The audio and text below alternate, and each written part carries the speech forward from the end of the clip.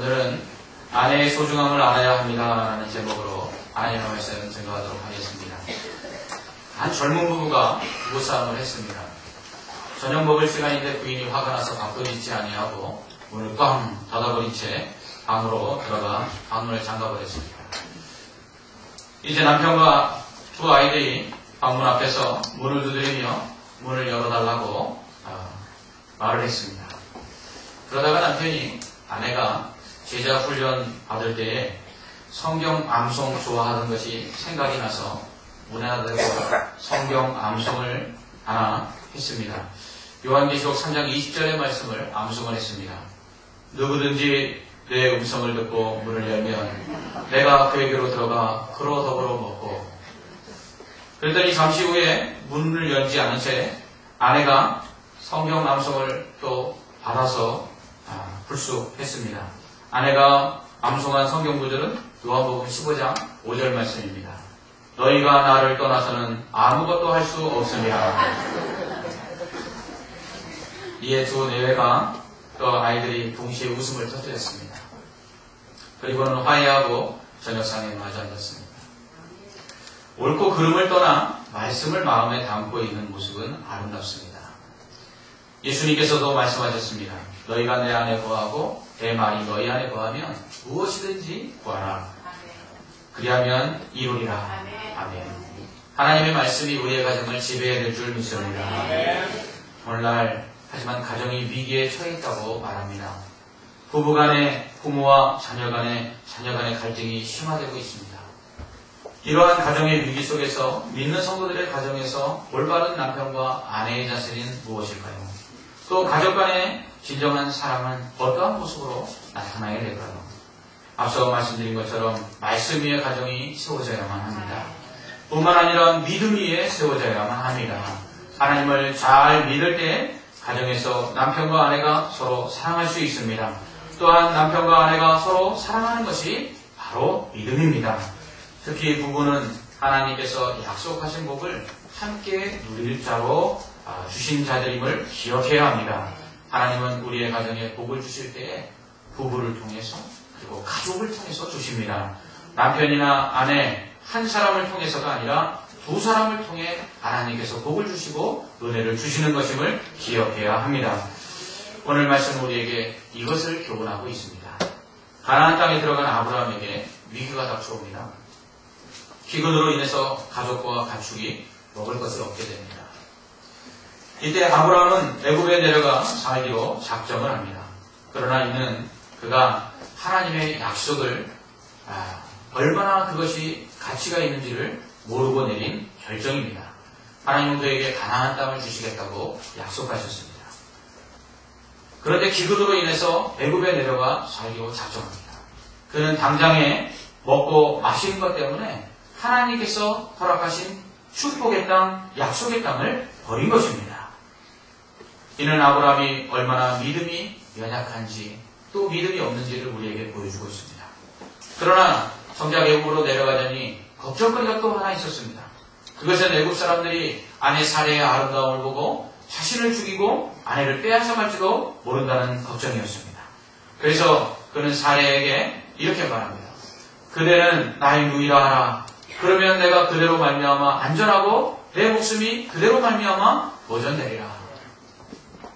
어떤 남편이 자기 목숨 부지하겠다고 아내 보러 누이라 거짓말을 하고 하겠습니까?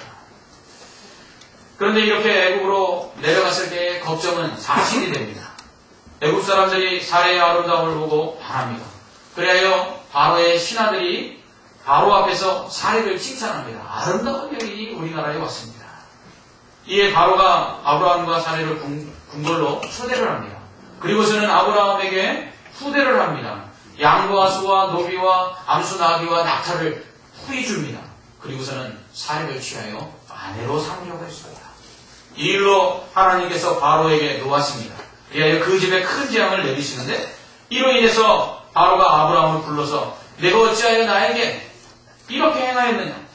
내가 어찌하여 그를 내 아내라고 내게 말하지 아니하였느냐? 내가 어찌 그를 누이라 하여 내가 그를 데려다가 아내를 삼게 하였느냐? 내 아내가 여기 있으니 이제 데려가라. 이렇게 말합니다. 그리고는 아브라함과 사레와 그 모든 소유를 애굽에서 쫓아냅니다. 그로 인해서 아브라함이 다시금 가나안 땅으로 돌아오죠. 우리는 여기서 믿음 없는 아브라함을 보게 됩니다. 하나님이 약속하셨지만 그 약속을 소중하게 여기잖아요. 그 하나님께서 그 약속을 이루실 것에 대해서 믿음이 없이 당장 눈앞에 보이는 배고픔 때문에 애굽으로 내려가는 이 아브라함의 모습. 뿐만 아니라 애굽에 내려가 자신의 목숨이 아내로 인하여 위태로울까봐 아내를 누이라고 속이는 이 아브라함. 그러나 하나님께서는 오히려 바로에게서 더 많은 소유를 얻어서 가나안 땅으로 돌아오도록 합력하여 선을 이루시는 것을 볼 수가 있습니다. 이것이 바로 믿음 없는 우리를 향한 하나님의 은혜인 줄 믿습니다. 아무튼 아내를 누이라 속이는 경우는 상식적으로 납득이 가지 않습니다. 물론 당시 고대 근동에서는 근친 간의 결혼이 가능했습니다. 사실 살인한 아브라함의 사촌 누이였습니다. 그러나 어떤 남편이 설령 그렇다 할지라도 자기 목숨을 부지하겠다고 아내를 누이라 속이라고 부탁을 하겠습니까? 참 좋은 아내였습니다. 아내는 남편의 그 말대로 다 행합니다. 우리는 여기서 아브라함의 믿음이 어떠한가를 볼 수가 있습니다. 먼저 그는 믿음이 아주 없거나 아니면 믿음이 연약한 자였습니다. 그는 하나님으로부터 가나안 땅을 주시겠다는 약속을 받고 가나안 땅에 들어갑니다. 그러나 기근이 들자 그는 애굽으로 내려가기로 결정을 합니다. 그는 하나님의 약속을 그는 신뢰하지 못하였던 것입니다. 하나님께서는 얼마나 그에게 신실하신지, 그래서 그 약속을 지키기 위해서 기근이 들었지만 그 기근 가운데서 그를 살리시고 또 그의 생명을 보존해 주실 것을 그는 믿지 못하였던 것입니다. 뿐만 아니라 하나님은 그의 자손이 큰 민족이 되게 하시겠다고 약속하셨습니다. 그러나 아직 그에게 자식을 주지 않았습니다. 그렇다면 아직 하나님께서는 이 약속을 진행시키고 있는 것입니다. 그러나 그는 믿음이 없었기 때문에 이 사실을 믿지 못합니다. 그와 아내 사이에 아직 자식이 없기 때문에 하나님께서 자신의 생명뿐만 아니라 아내의 생명을 보존해 주실 것을 그는 믿지 못했습니다. 그저 아내를 누이라 속입니다. 더군다나 자기의 생명을 위해서 아내를 누이라고 속입니다. 아내의 생명은 어떻게 되든지 그가 하는 말을 보면 상관이 없습니다. 그는 그저 자신의 목숨만 부지하면 되는 것입니다. 여러분, 믿음 없는 남편, 그런데 믿음 없을 뿐만 아니라 아내마저도 사랑하지 않는 남편이었던 아브라함의 모습을 볼 수가 있는 것입니다. 둘째로 그는 하나님을 의지하지 않았습니다. 그는 문제가 있을 때 그것을 자신의 힘과 생각으로 해결하려고 했습니다. 기근이 들자 그는 기근을 피할 수 있는 애굽으로 내려갑니다. 물론 기근이 심했다라고 10절에 말합니다. 그러나 아브라함은 먼저 하나님께 엎드리지 않았습니다. 기근을 통해 하나님은 아브라함이 어떤 태도를 보이시는지를 보기 원하셨습니다. 그러나 아브라함은 하나님을 의지하지 않습니다. 그는 당장 기근을 피할 수 있는 애굽으로 내려갑니다. 하나님께서 그에게 약속하신 가나안 땅에 들어갔으니 하나님께서 그 땅을 주시겠다고 약속하신 대로 기근도 극복할 수 있는 길을 주시리라는 믿음이 없었습니다. 그는 약속보다 당장 눈에 보이는 먹을 것이 있는 애굽이 더 눈에 들어왔던 것입니다. 때로는 하나님은 늦는 것 같고 인간적인 방법은 빠른 것 같을 때가 있습니다. 하나님께 기도하여 응답받기보다는 세상적인 방법을 동원하는 것이 훨씬 쉽고 빨리 일을 해결할 수 있는 것처럼 보일 때가 있습니다. 그런데 믿음을 가진 성도에게 필요한 것은 하나님께 먼저 묻는 것입니다. 그리고 하나님의 도우심을 구하는 것입니다. 그러나 아브라함은 그렇지 않았습니다. 그는 하나님보다 애굽이 먼저 보였습니다. 그러나 애굽으로 내려간다고 모든 것이 해결되는 것이 아니었습니다. 그는 자신의 아내가 아름다워 사람들이 자신을 죽이고 아내를 빼앗아갈 것이 두려웠습니다. 아니 솔직히 아내가 빼앗기는 게 두려운 것이 아니라 자신을 죽이는 것이 더 두려웠습니다. 그래서 아내를 누이라고 속였던 것입니다. 기근을 피할 때에도 그는 당장 눈앞에 보이는 좋은 것을 선택했습니다. 그는 하나님을 의지하지 않습니다. 하나님께 기도하고 기근을 피할 방법을 구하지 않습니다.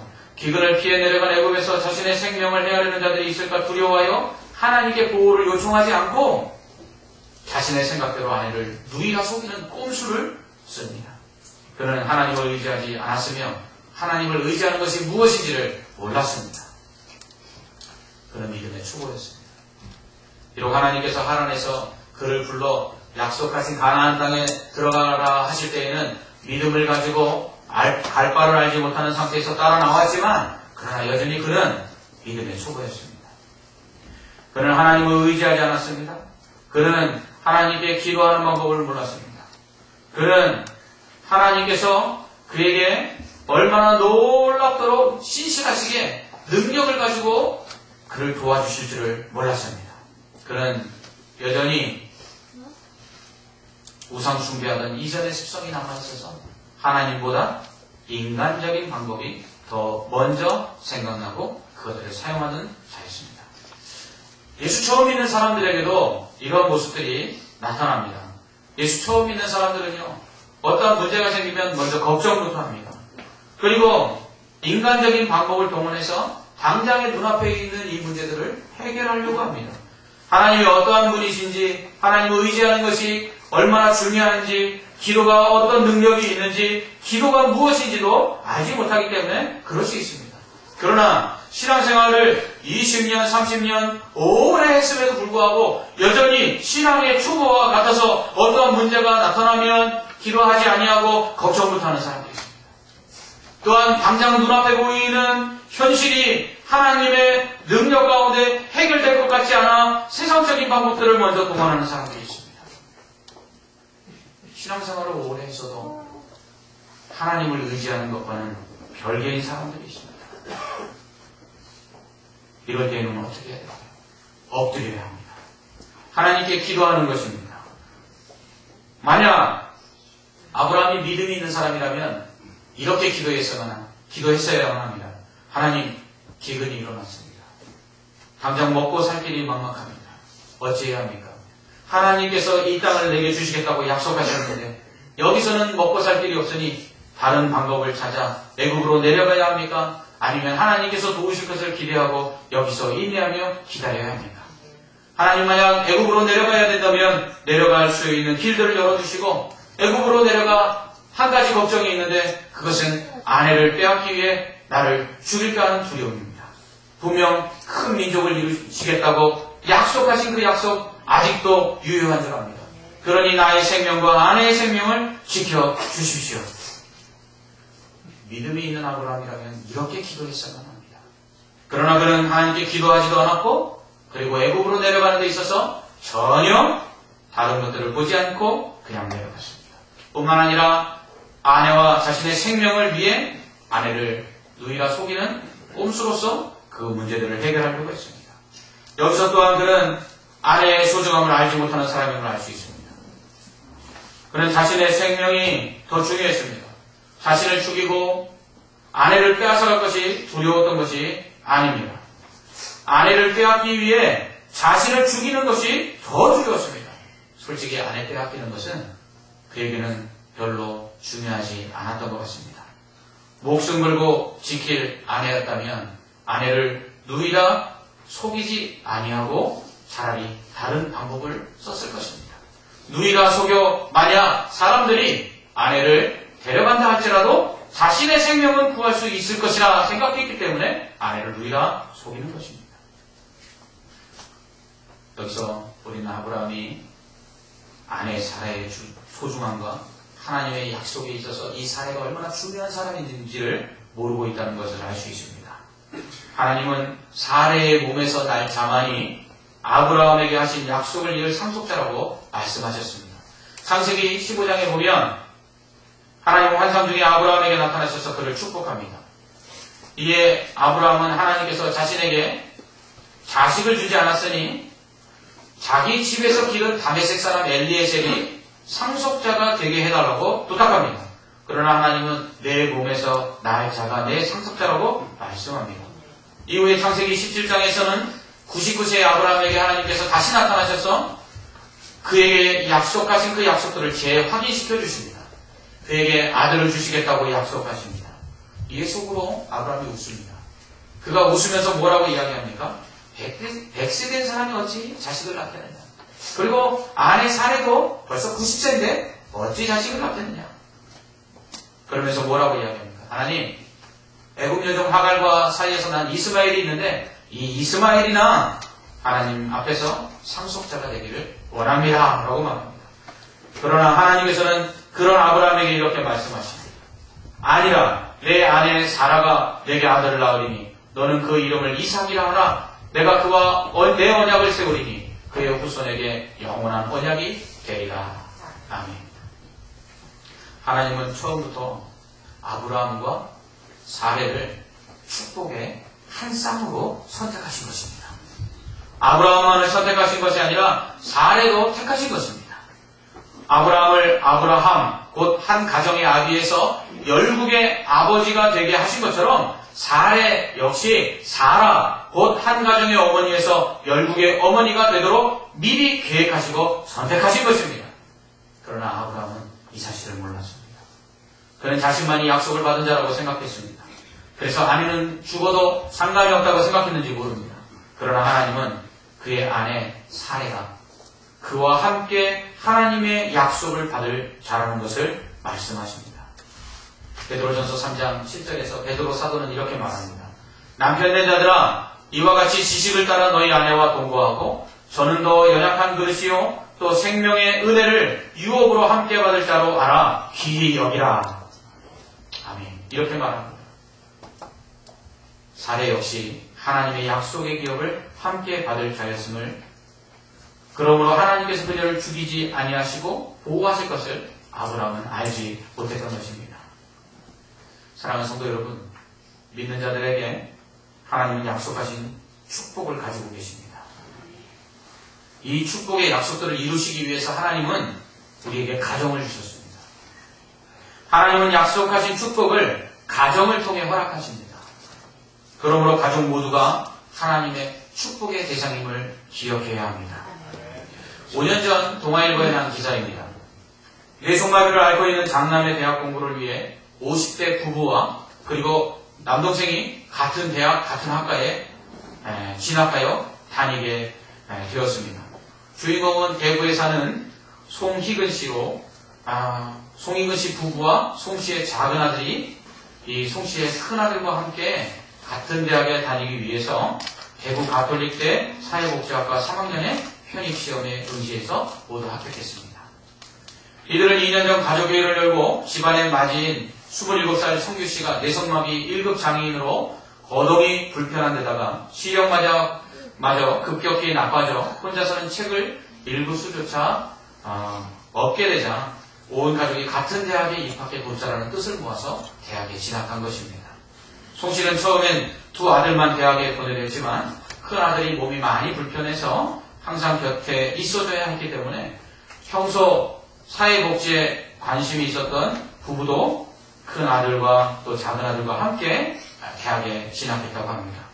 사회복지사가 되는 게 꿈인 작은 아들 주연 씨도 부모님의 뜻을 흔쾌히 받아들였습니다. 이들은 매일 오전 캠퍼스에 도착하면 약속이 나는 듯 성규 씨를 휠체어에 앉혀 강의실로 데려가 강의를 들었습니다. 수업 시간의 강의 내용을 노트에 정리하는 일은 동생 주연 씨의 몫이었습니다. 주연 씨는 몸이 불편한 형을 위해 조금도 마음을 놓을 수 없어 수업 시간에도 집중이 더 잘 되는 것 같습니다. 라고 말합니다. 아르바이트를 해서 번 돈으로 장애인용 컴퓨터를 형에게 선물하고 싶다고 합니다. 아버지 송 씨는 서로 의지하는 두 아들의 모습을 통해 세상을 다시 보며 봉사하고 사랑하는 삶의 소중함을 깨닫곤 한다. 라고 말합니다. 그러면서 남들 눈에는 우리 가족이 힘들어 보일지 몰라도 우린 말할 수 없이 행복합니다. 라고 고백했습니다.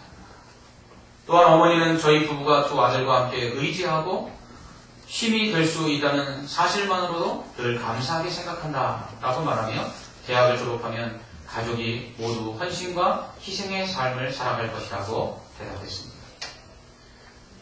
가족은 건강하든 건강하지 않든 장애가 있든 장애가 없든 모두 소중합니다. 그리고 그런 외적인 요소들이 가족의 가치를 평가하는 기준이 될 수 없습니다. 가족은 소중합니다. 하나님이 주신 가족에 대한 사랑, 그것이 바로 믿음입니다. 하나님께서 내게 주신 남편, 내게 주신 아내, 그리고 부모님과 자녀, 이들은 어떤 상황에서든지 내게 주신 축복임을 기억해야 합니다. 또한 하나님이 주실 축복을 함께 나눌 사람들입니다. 그러므로 성도에게 가족은 곧 그 가족을 사랑하는 것이 믿음입니다. 특히 믿는 성도의 가정에서 부부간의 사랑은 믿음과 연결되어 있습니다. 아브라함은 하나님의 약속에 대한 믿음이 없었기 때문에 애굽에 내려갔을 뿐만 아니라 자신의 생명을 위해 아내를 루이가 속였습니다. 믿음이 있었다면 그는 끝까지 가나안 땅에 남아 있었을 것입니다. 아내를 루이라 속이지도 않았을 것입니다. 왜냐하면 하나님께서 그에게 하신 약속, 그 약속을 신실하게 지켜주실 것을 믿었기 때문일 것입니다. 바울은 에베소서 5장 25절에서 남편들아, 아내 사랑하기를 그리스도께서 교회를 사랑하시고 그 교회를 위하여 자신을 주신같이 하라고 말합니다.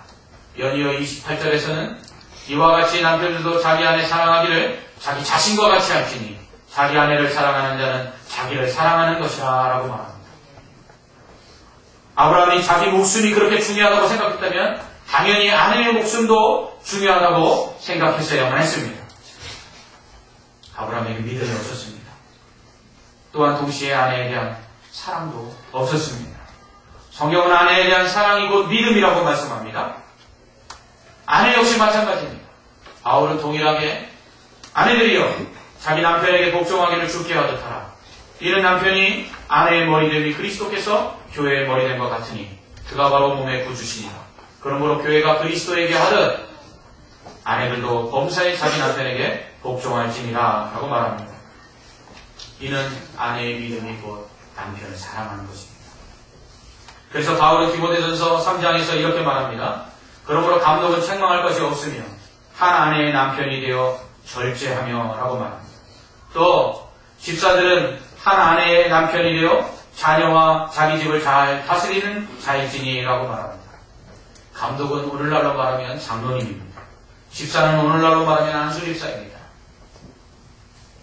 감독, 집사, 곧 장로와 집사를 세우는 데 있어서 가정에서 아내를 사랑하는가를 그 평가 기준으로 삼고 있습니다. 이것이 믿음입니다. 여자도 마찬가지입니다. 남편을 얼마나 사랑하고 있는가가 곧 믿음입니다. 믿음 좋다고 하는 부부가 서로 늘 다투고 싸운다면 그러면 믿음이 좋은 것이 아닙니다. 홍현봉 목사님이라는 분이 계십니다. 홍 목사님 부부는 두 분 다 80이 넘는 고령이시네요. 40년이 넘는 세월 동안 함께 살았지만 아직도 외출할 때는 두 손을 꼭 잡고 나가며 언제나 사랑합니다 라고 고백하며 그렇게 서로가 드라이브를 즐긴다고 합니다. 농촌 선교의 꿈을 가진 홍 목사님을 뒷바라지 하느라 사모님은 야채 장사부터 남의 집안 가사의 도우미까지 안 해본 일이 없습니다. 여의치 않을 때는 도토리죽을 끓여 가족들이 식사를 대신하기로 했습니다. 그러나 이런 어려운 상황 속에서도 홍 목사님 부부는 싸움 한번 하지를 않고 서로를 더욱 의지했다고 합니다. 이런 사랑의 모습을 지켜본 덕분인지 자녀들에게 특별히 교육을 시키지 않았지만 또 따로 목회자가 되라고 이야기한 적도 없지만 5남매 중 3명은 목회자가 됐고 2명도 목회와 관련된 일을 하고 있다고 합니다. 이렇게 평생을 한결같이 서로 사랑하며 행복하게 사는 부부 생활의 비결은 무엇일까요? 홍 목사님은 이렇게 말씀하십니다. 우선 우리는 늘 부부가 함께 기도하는 시간을 갖습니다. 이것이 참 중요합니다. 라고 말씀합니다. 그리고 두 사람이 화를 함께 내는 경우가 없도록 조심하며 상대를 절대 다른 사람과 비교하지 않는다고 합니다. 서로 감추는 것이 없이 모두 드러내며 잠을 잘 때에도 잠자기 전까지 화를 풀지 말 것. 그리고 가장 중요한 것은 언제나 첫사랑 했을 때 서로 사랑했을 그 처음을 생각하며 그 느낌을 잃지 않는 것이라고 말씀합니다. 이런 비결들이 홍 목사님 부부로 언제나 서로를 신뢰하고 의지하는 가운데서 가장 행복한 부부로 만들었다고 합니다. 행복한 부부 생활은 노력에 의해서 만들어지는 것입니다. 서로가 신뢰하며 주님 안에 올바로 서려고 노력할 때 평생 의지하고 믿을 수 있는 인생의 진정한 동반자가 될 것입니다. 평생 같이 손을 잡고 같은 길을 함께 걸어갈 수 있는 부부라면 정말 행복한 부부가 아닐 수 없을 것입니다. 그러기 위해서는 믿음이 있어야 합니다. 하나님께서 내게 주신 남편과 내게 주신 아내가 하나님께서 주신 축복임을 알아야 합니다. 그리고 그 남편과 아내 그리고 부모님과 자녀들이 하나님이 주실 그 축복을 함께 누릴 자들임을 기억해야만 합니다.